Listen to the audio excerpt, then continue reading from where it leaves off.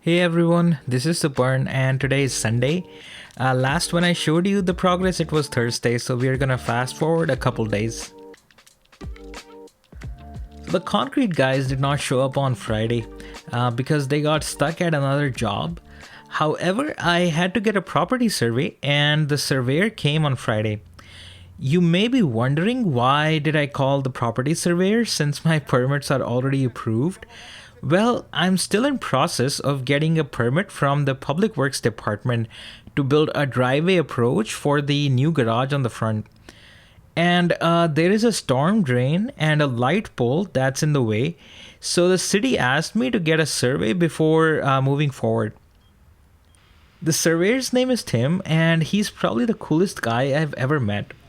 We geeked out over his equipment and he explained about how a survey is done in so much detail. I kid you not, it's fascinating. There's basically a monument box at certain distances on every street. It looks like a small manhole cover and it's installed by the city. So all the survey measurements are taken using two monument boxes as a frame of reference on each side of your house. I also marked the location for that footing that was wrong with a marking paint, and it looks like a trident.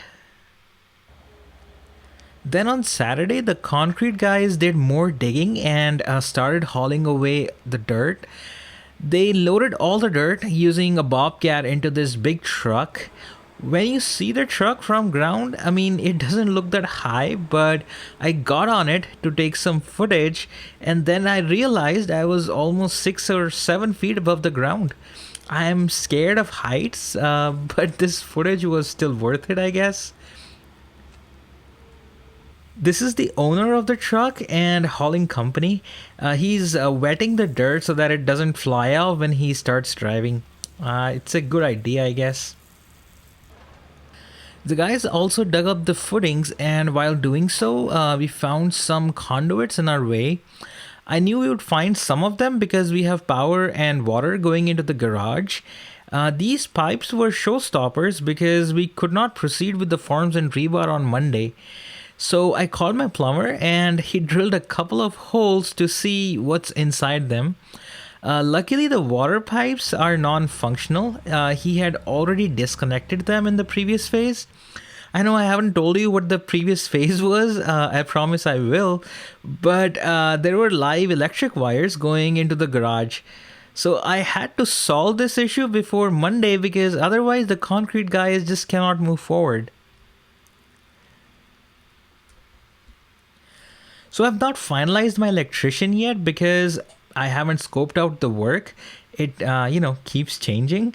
So I called some local electricians to see if somebody could, get me out of this situation with a quick fix. But it was Saturday and no one was picking up my calls.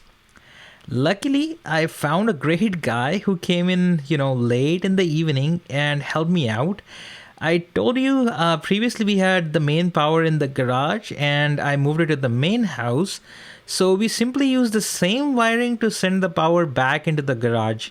So there was a junction box connecting the new panel to the old wiring in the crawl space. So he just went to the crawl space and disconnected it. He also pulled the wires out of the conduits and he just threw them away. So at this point, I don't have power in my garage and he's going to come back on Monday and we'll figure out, what we have to do about it.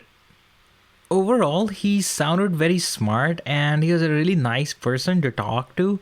So I really like him and most likely I'll hire him for the whole project. We had to go to a Dashera celebration to see the fireworks, but it was already 7:30 by the time I got done. So we managed to only get a glimpse of the fireworks towards the very end.